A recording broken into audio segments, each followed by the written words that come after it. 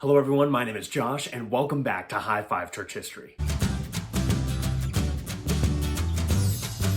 In last week's video, we looked at Can You Prove That the Bible is True Part 1, and the link to that video is going to be posted right above me. Today we're going to cover the second part of that very same question. Now last week we looked at two pieces of evidence to prove that the Bible is true, or the Gospels are true specifically, and today we're going to look at three more. Third was that the Gospel writers went through great sacrifices to follow what they wrote. Many of the gospel writers, I think of Matthew and John specifically, were martyred and went through persecution and torture when they were following what they had written about when it comes to the life of Christ.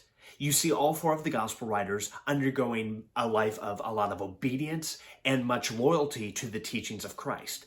Now, if the teachings of Christ never really happened, or if they were untrue or deceitful the way that the gospel writers may have presented them, then why did the gospel writers go through so much for something that, in all reality, they knew to be a lie?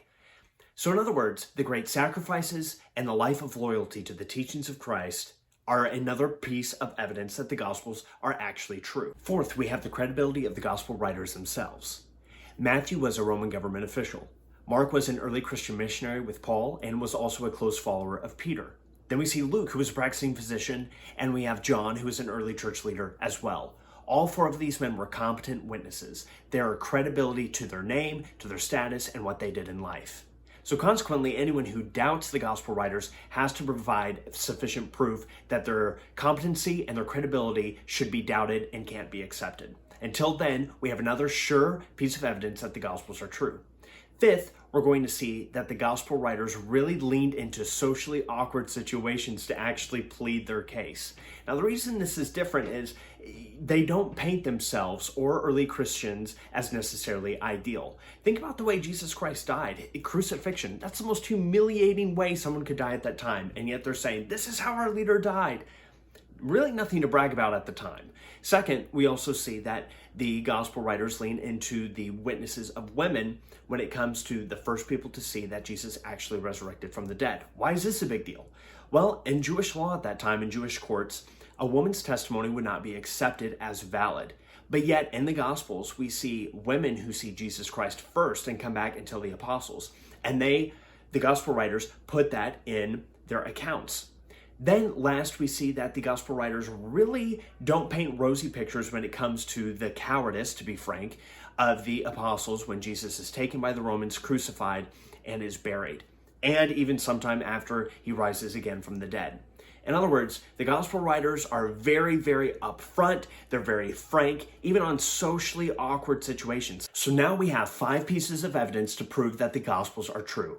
Now, if the gospels are true, then the teachings of Christ, which are found in the gospels, must also be true. So what exactly did Jesus Christ teach? Jesus taught that he always gives the truth. Jesus taught that he was God, and he proved that through the resurrection. Matthew, Mark, Luke, and John all bring up this connection. If Jesus rises again from the dead, then he must be God. And if he's God, then he always tells the truth.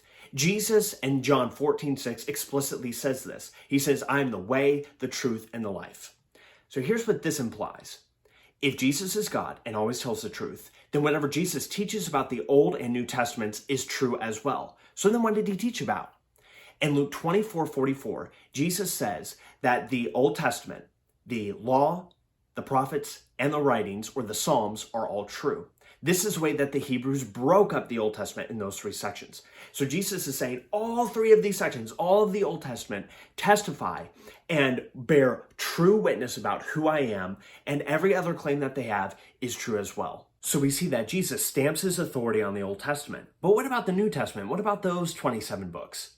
Well, Jesus in John 14:26 tells his apostles that he will send the Holy Spirit to them once Jesus goes away. And the Holy Spirit will bring to mind everything that they need to remember about the teachings of Jesus, and they'll record those. So Jesus is saying the New Testament is going to be true and the Old Testament is true. That is how we see that the Bible is true. So to summarize everything from part 1 and part 2, we did this 3-point map. First, prove that the Gospels are true. If the Gospels are true, then the teachings of Christ are true. And if the teachings of Christ are true, then the Old and New Testament, or the Bible, is true as well. But my question to us today is, do we really think that the Bible still matters? We gave 5 pieces of evidence to prove that the Bible is true, 5 pieces of evidence that would stand in a court of law. But are we allowing the Bible to actually challenge and shape us? Are we taking time to read it and meditate on it? Church historians and Orthodox Christians throughout the ages have continued to travel around the world and teach and defend that the Bible actually is true and speaks to you and to me today. Thanks again for watching this video. I'm going to ask that you'll like it, subscribe to the channel if you haven't already, and please leave your comments below. Thank you for watching, and I can't wait to see you next week as we continue to high-five church history.